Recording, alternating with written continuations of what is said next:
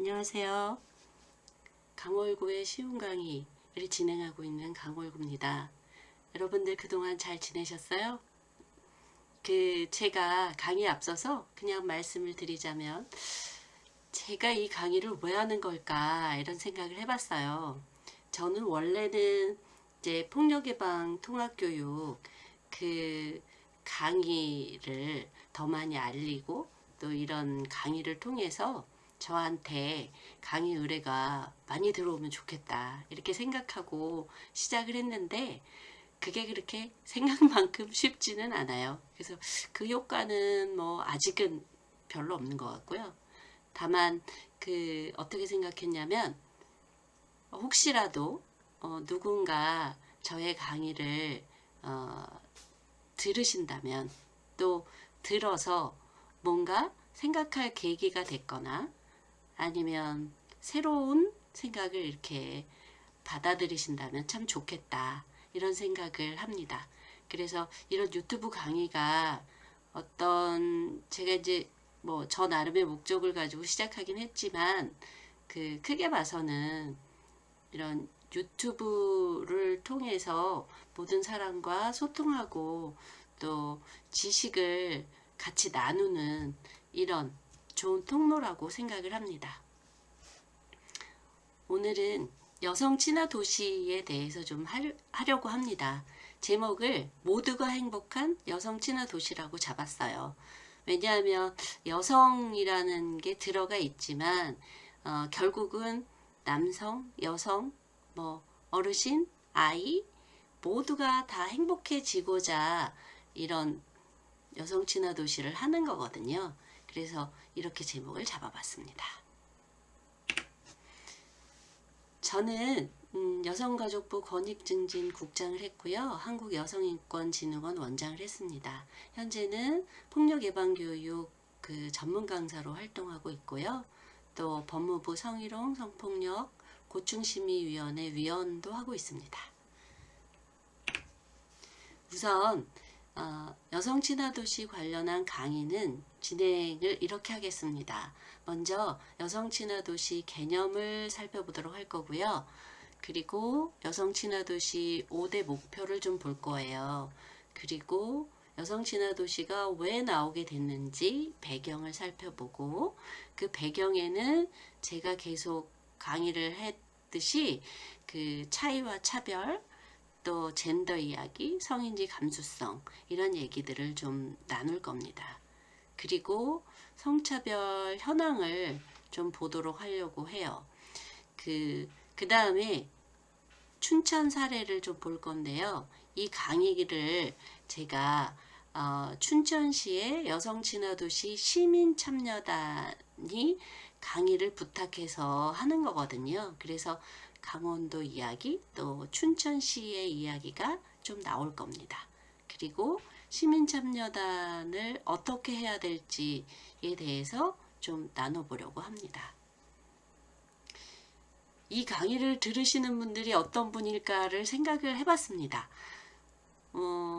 우선 진짜 검색해서 여성친화도시 검색해서 들어와서 혹시라도 이 강의를 들으시는 분들이 있다면 그들이 진짜로 이제 필요로 해서 찾아서 듣는 분들이시겠죠.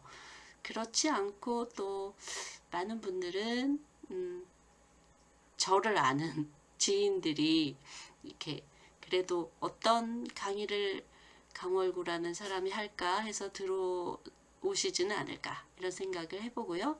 또 폭력예방 교육 관련해서 뭐 이렇게 검색을 하다가 제 강의를 들어보신 분이 그럼 이 강의는 어떤 식으로 진행하나 하고 듣지 않을까 생각을 합니다. 아무쪼록 여러분들이 이렇게 조금이라도 이 강의를 들으시는 부분에 대해서 무척 감사하게 생각하고요. 지루하지 않게 제가 또 쉽게 강의를 할 예정이니까 조금만 시간을 내서 들어주시면 정말 감사하겠습니다. 우선 여성 친화 도시가 뭔지를 좀 알으셔야 되잖아요. 이게 이제 여성가족부 홈페이지에 보면 이렇게 정의가 되어 있습니다. 우선 주무부처, 중앙부처는 여성가족부고요. 여성가족부가 지자체와 협약을 합니다. 그래서 지역의 정책을 이제 만들고 집행하는 과정에서 여성과 남성이 동등하게 참여해서 지역의 일자리, 돌봄, 또 안전한 환경을 만들어가는 제도다. 이렇게 설명을 하고 있는데요. 여기서 제가 색깔을 이렇게 빨갛게 해놨잖아요. 이게 제일 중요해요. 그러니까 여성과 남성이 동등하게 참여한다라는 말이죠. 그러니까 이 얘기가 왜 나왔을까요? 결국은 정책을 만들고 집행하고 이런 데 남성이 중심이 되는 사회라는 거죠. 우리 사회가 아무래도 이제 여성이 경제 활동도 좀 덜하고 또 결혼해서 아이를 키우고 살림을 하면서 또 일을 하다가 그만두는 경우도 많고 그래서 남성이 사회 곳곳에서 주도적으로 역할을 한다는 거죠. 그런데 분명히 여성과 남성이 생각하는 게 다르고 경험이 다르니까 여성이 같이 참여해서 좋은 도시를 만들어 보자. 이렇게 출발한 겁니다. 그리고 2009년에 전라북도 익산시를 시작으로 해서 매년 이제 지정이 되는데요. 현재 92개가 지정이 돼 있습니다. 이거는 전국에 한 220개가 넘는 시군이 있는데 한 41% 정도 되는 비율입니다. 그래서 여성 친화도시 이제 춘천시의 사례를 볼 거기 때문에 강원도 현황을 좀 찾아봤어요. 그랬더니 강원도는 8개가 지정이 돼 있고 춘천시는 이제 지난해에 1단계가 지정이 돼 있습니다. 여성 친화도시는 1단계를 5년 동안 하고 그 다음에 다시 2단계로 가는데요. 2단계로 올라가면서 다시 심사를 받아서 재지정을 받게 돼 있죠. 그리고 지정 절차는 시군구에서 조성계획을 일단 제출을 합니다. 그 다음에 시도에서 추천을 여성가족부에 하고 여성가족부에서 심사를 해서 여성친화도시로 지정을 하게 돼 있습니다. 여성친화도시의 5대 목표를 좀 볼게요.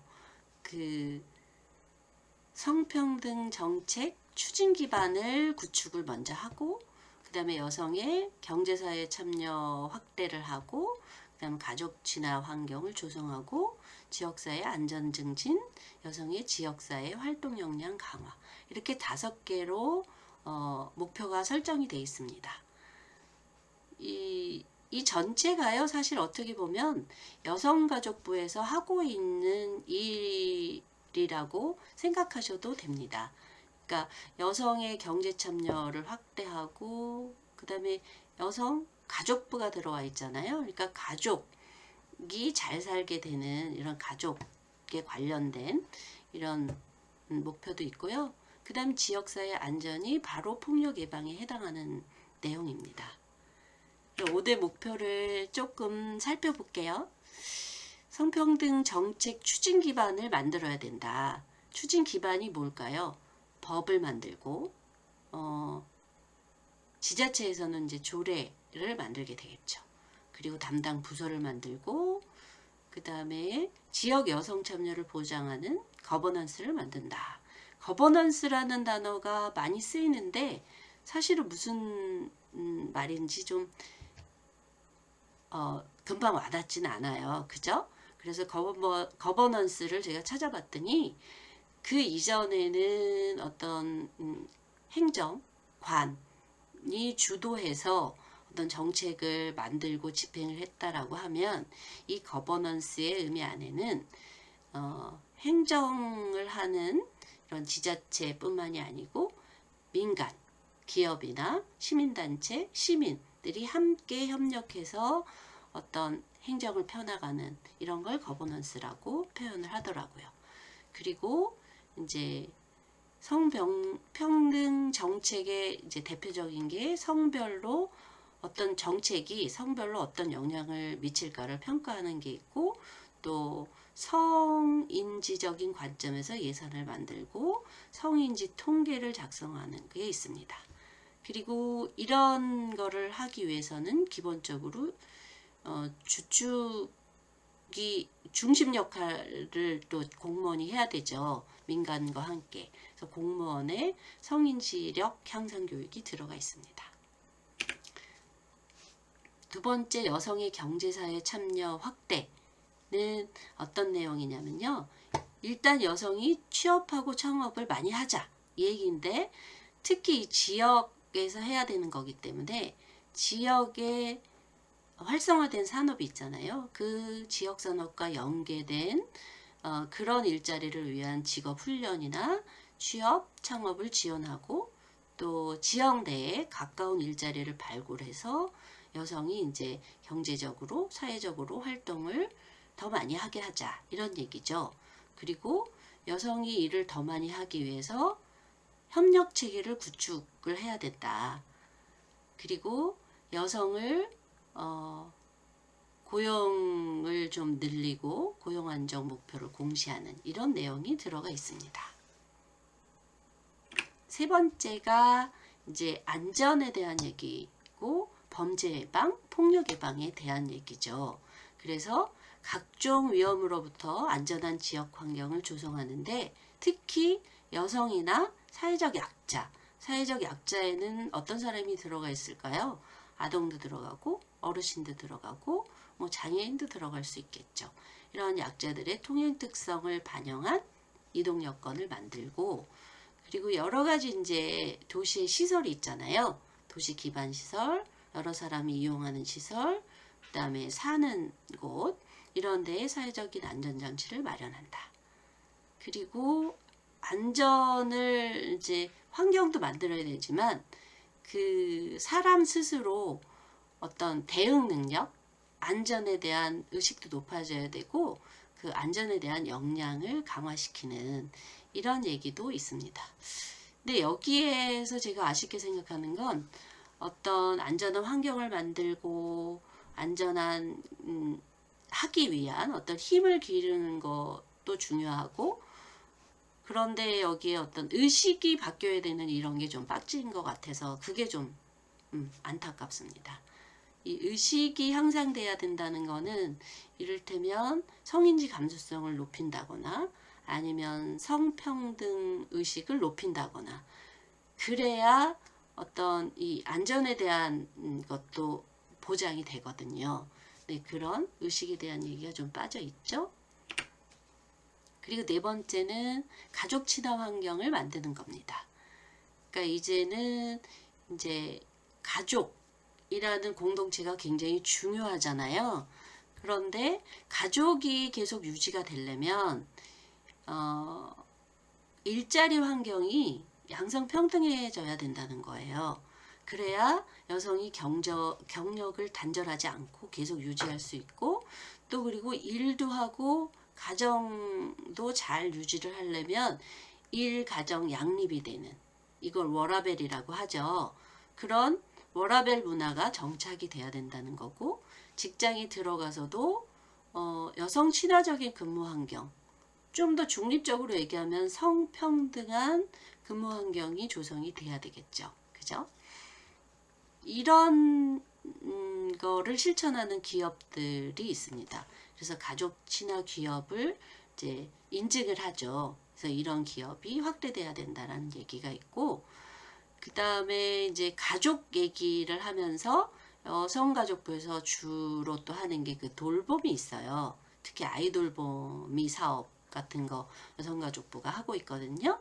이런 돌봄에 대해서 지역 단위로 좀 공동체에서 돌봄을 잘 해나가자, 이 얘기를 지금 하는 겁니다. 그래서 돌봄 서비스를 조금 더 잘 하고, 그 다음에 돌봄 서비스를 접근하는 것을 높이자.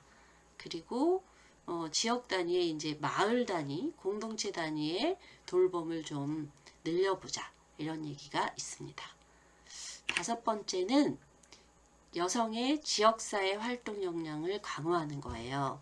그래서 지역사회에서 여성이 활동을 좀 더 많이 할 수 있도록 하자는 얘기죠. 그래서 다양한 분야에서 여성 모임이 많이 만들어지고 또 같이 모여서 활동할 수 있는 공간도 확대를 하고 그 다음에 이런 서로 이제 활동들을 할 때 이걸 연계를 해서 그 보다 이제 어떤 목표를 조금 더 높은 목표를 달성하자 이런 얘기겠죠. 그 다음에 모든 분야에서 여성의 대표성을 높이기 위한 어떤 조치 이런 얘기들이 있습니다. 특히 중요한 게 이거 같아요. 이거는 뭐 지역사회뿐만이 아니라 중앙 단위에서도 공식적인 의사결정 기구에 어쨌든 여성 남성이 동등하게 참여할 수 있도록 이런 노력이 많아져야 된다고 생각을 합니다. 이렇게 해서 여성 친화 도시 5대 목표를 저희가 봤습니다. 여러분들이 이제 무슨 엄청난 공부하신 것 같죠? 그죠? 여러분들의 지식이 쌓인다고 생각을 하십시오.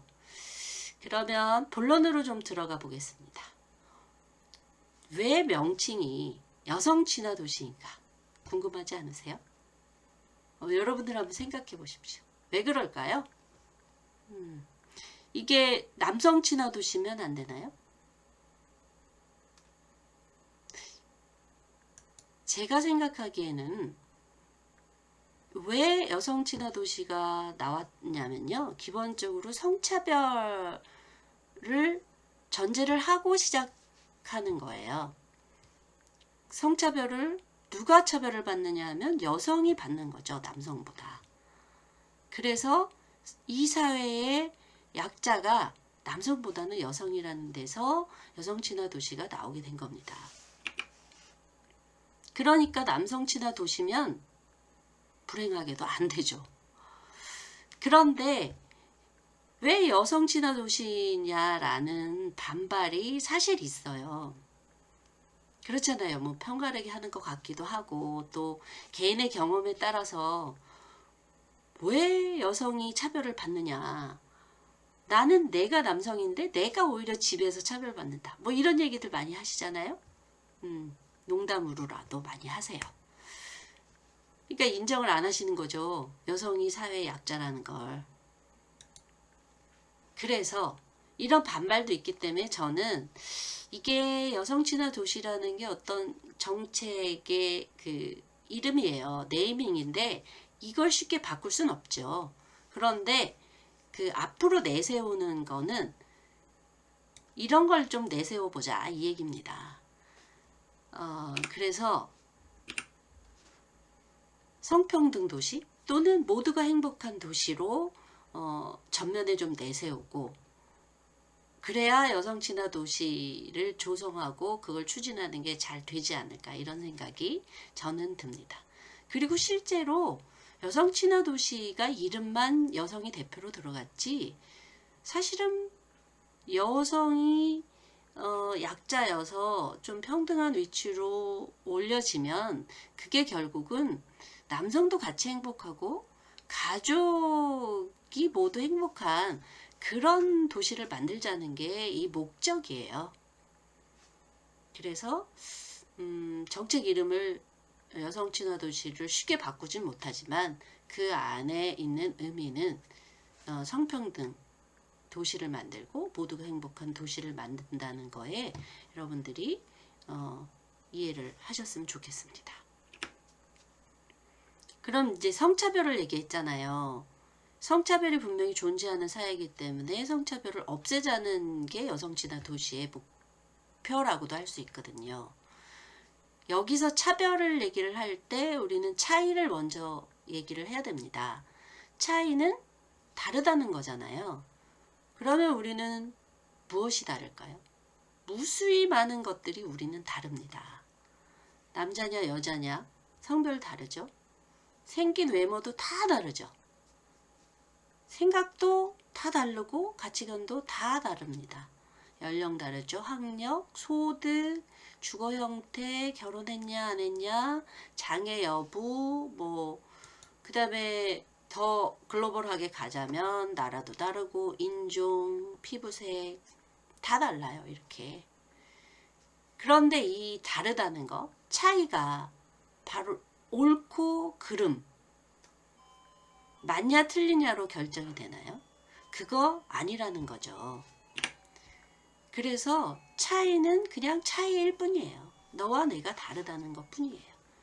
근데 이거를 사람들이 잘못 이제 그 생각을 해서 차별이 생기는 거죠. 그리고 아까 이런 차이를 쭉 제가 나열을 해봤잖아요. 여기서 가장 적은 수로 나뉘어지는 게 뭘까요? 이를테면 외모는 뭐 셀 수 없이 많잖아요. 우리 지구 인구만큼, 그죠? 지구 한 60억 이상 되나요? 나이도 뭐 천차만별이고, 그렇죠. 근데 적은 수로 나뉘어지는 게 뭘까요? 성별, 여자냐 남자냐. 여기 물론 제3의 성, 기타의 성도 있긴 있는데 크게는 2개 내지 3개로 나뉘어지고요. 또 적은 수로 나뉘어지는 게 이를테면 장애가 있느냐 없느냐 2개로 나눠질 수 있고, 결혼도 결혼을 했느냐 안 했느냐 2개 정도로 나뉘어질 수 있죠. 나머지는 다 뭐 3개 이상인 거죠. 여기서 또 이렇게 적은 수로 나뉘어지는 것 중에서 가장 많은 수가 약자인 차이가 있어요. 그게 뭘까요? 바로 성별이에요. 장애가 있느냐 없느냐 할 때 장애를 가진 사람이 차별받을 확률이 더 이제 높은 게 사실이잖아요. 그럴 때 장애인의 비율은 이 성별처럼 한쪽 성이 50% 정도까지 되지는 않는다는 거예요. 그러니까 이게 만약에 차별로 이어졌을 때 가장 큰 문제가 될 수 있는 게 바로 성별에 대한 차별이고, 이게 성차별이 되는 거예요. 그래서 성차별의 문제를 제가 자꾸 얘기를 하는 겁니다. 그러면 이제 차별은 무엇인지 한번 생각해 보면, 차이로 인해서 뭐를 받는 것 또는 뭐를 주는 것, 이게 불이익입니다. 근데 차이는 옳으냐 그르냐의 문제가 아니에요. 그냥 그것대로 인정을 해줘야 되는데, 너는 나랑 달라. 그래서 못마땅해. 그래서 채용 안 할 거야. 승진 안 시켜. 뭐 이런 식의 불이익을 주는 거 또는 불이익을 받는 게 차별인 거죠. 그런데 이런 차별은 대체 왜 할까요? 왜? 한번 생각해 보세요. 차별은 왜 할까요? 그냥 이유 없이. 그것도 이유가 될 수 있어요. 차별인지 모르고 하는 경우도 있고요. 그리고 그냥 고정관념인 거죠. 그냥 결혼 안 한 사람? 못마땅해. 이런 거죠. 동성애? 어떻게 동성애를. 이렇게 고정관념이나 편견도 있고요.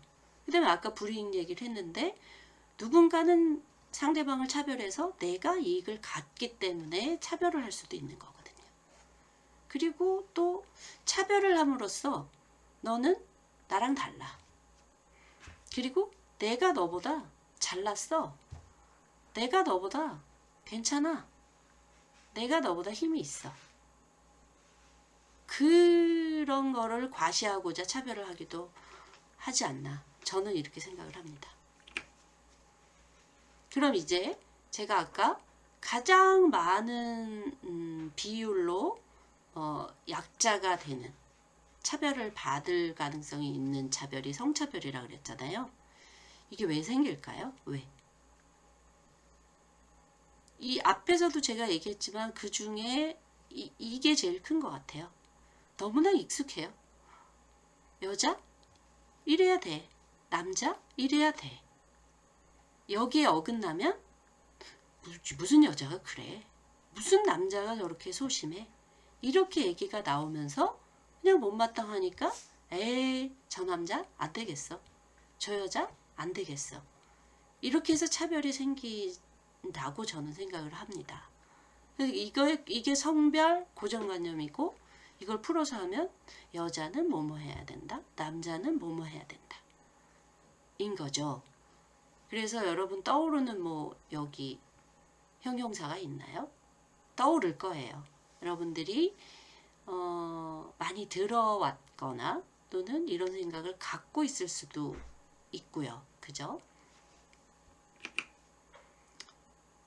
이게 여자는 뭐뭐 해야 된다, 남자는 뭐뭐 해야 된다가 또 제가 계속 빼놓지 않고 얘기하는 섹스와 젠더 얘기로 연결이 되죠. 결국 여자는 뭐뭐 해야 된다, 남자는 뭐뭐 해야 된다가 여성다움, 남성다움이고, 이게 후천적으로 우리가 태어나서 자라면서 사회생활하면서 사회화된 과정인 거거든요. 여자기 때문에 그런 역할을 수행했고, 남자기 때문에 그런 역할을 수행한 거죠. 그래서 신체적인 성별은 섹스와 젠더 중에 섹스고, 사회적인 성별을 가르칠 때 우리가 젠더라고 하는 겁니다. 자, 나의 젠더 이야기를 좀 해볼게요. 제가 이제 나의 젠더 얘기까지 온 거는 이제 여성 친화 도시에서 여기까지 온 거죠. 그죠? 그래서 여성 친화 도시가 생기게 된 배경이 어떤 성차별이 존재하기 때문에 성차별을 없애고 성평등한 도시를 만들자. 또 남성과 여성이 동등하게 정책을 만들고 추진하는데 참여하자라는 게 여성 친화 도시라고 했잖아요. 그런데 이게 왜 그 젠더 얘기로 연결이 되냐면, 여성으로 그렇게 자라왔기 때문에 또 남성으로 그렇게 이제껏 생활해 왔기 때문에 여성 남성이 다르다는 거죠. 이 다른 거를 정책에다 반영을 해야 된다는 얘기예요.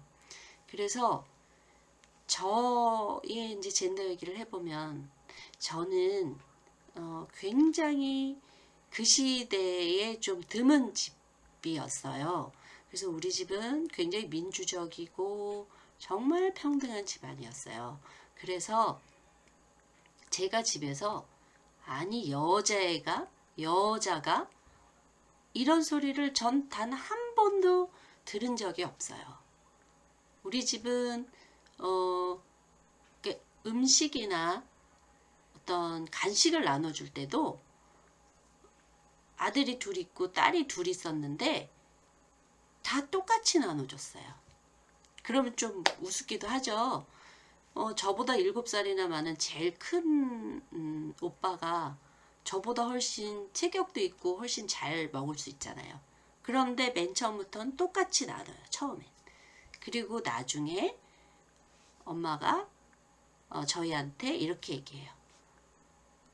위에 큰오빠랑 언니는 너희보다 덩치도 더 크고 그래서 더 많이 먹어야 된다.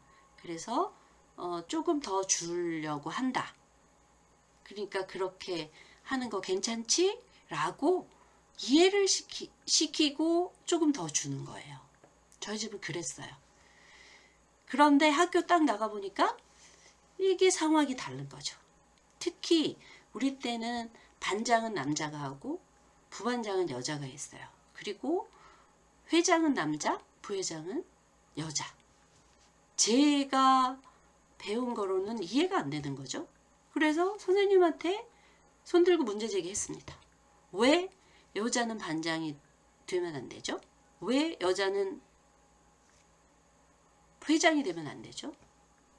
문제 제기를 했으나 묻혀버렸죠. 그렇고 여중 여고 다니면서는 여자들끼리만 있었으니까 특별히 차별을 받는다는 느낌은 없었는데, 그 대학 들어가서 과대표를 뽑는데 우리 과에 여학생이 굉장히 씩씩하고 활달한 여학생이 둘 있었어요. 그 둘 중에 하나가 저였어요.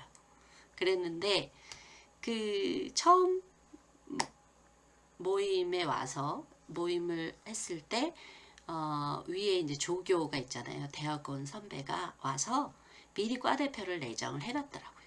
부산 출신의 남학생으로. 그리고 이 학생이 과대표를 하는 게 어떻겠느냐 라고 해서 그냥 뭐 그때 뭐 투표합시다 라고 하겠어요, 설마? 네, 알겠습니다 이러고 이제 남성이 됐는데, 그때 저는 이제 느낀 게, 이게 뭔가 여자가 이렇게 좀 나서는 거를 좀 싫어하는 분위기가 있구나. 이런 거를 그냥 동물적인 감각으로 깨닫는 거죠. 그래서 저는 굉장히 씩씩하고 자기주장 잘하고 활달한 성격이었는데, 점점 대학을 다니고 사회생활을 하고 뭐 이러면서 위축이 되는 걸 느끼겠더라고요. 그리고 내가 나서면 야, 나댄다라는 그런 눈치가 이렇게 보이더라고요. 그러니까 알게 모르게 뒤로 처지게 되더라고요. 미움받지 않으려고.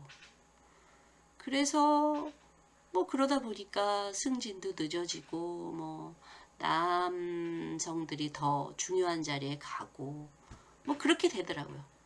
그래서 찾아 이렇게 가다 보니까 저는 여성 파트로 이렇게 오게 된 이런 케이스더라고요. 그래서 회의 장면 하나만 더 말씀드리면, 제가 이전에 있었던 이제 직장에서 실국장 회의를 사무총장 주재로 했거든요. 그때 이제 여성 국장은 저랑 또 다른 선배 이렇게 2명이 있었고, 다른 사람은 한 전체 합해서 15명 정도는 됐을까요? 그런데 어떤 안건이 나오고 그거에 대해서 쭉 누가 설명을 하면서, 그러면 이거에 대해서 어떻게 생각하는지 의견들을 내봐. 이제 총장님이 그렇게 얘기하시니까, 그래서 저는 그냥 아무 생각 없이 바로 얘기를 했어요. 이거는 이런 문제가 있고, 그러니까 이런 대책을 세워서 우리가 하면 좋겠습니다. 그렇게 그냥 제일 처음에 딱 얘기를 했어요. 그랬는데 그 남성 그 분들의 이게 따가운 시선이 느껴지더라고요. 근데 회의가 끝난 다음에 제가 생각을 해봤습니다. 그 사람들의 생각이 어떤 거였냐면요. 아유, 저 또 나댄다, 나대. 그런 느낌으로 저를 바라보는 걸 제가 여실히 느낄 수가 있었어요. 근데 만약에 똑같은 얘기를 다른 남성 국장이 제일 먼저 했다. 그러면 그들이 어떻게 생각했을까요? 야, 저 사람 좀 신경 써야 되겠는데? 응? 아주 샤프한데? 이런 느낌으로 봤을 거라는 것도 제가 알겠더라고요. 그래서 그 다음부터 제가 회의 때 전략을 바꿨습니다. 나서서 이야기를 안 해요. 그냥 일부러, 그리고 눈도 좀 멍청하게 떴어요. 쟤는 별 생각이 없이 왔다 갔다 하는 애로 그냥 저를 신경 쓰지 않도록 하려고 노력을 했었습니다. 그런 슬픈 저의 젠더 이야기가 있습니다. 그 이후로는 뭐 여성 파트에서만 있었기 때문에 별로 그렇게 뭐 미움받을 일이 많지는 않았던 것 같아요. 네, 오늘은 여기까지 여성 친화 도시에 관한 이야기를 하겠습니다. 지금까지 강월구의 쉬운 강의였습니다. 쉽고 실제적인 강의를 원하시면 저희 메일로 연락을 주십시오. 감사합니다. 네. 그리고 진짜 여기까지 끝까지 집중해서 들으신 여러분들 정말 감사합니다. 여러분들 건강해지세요.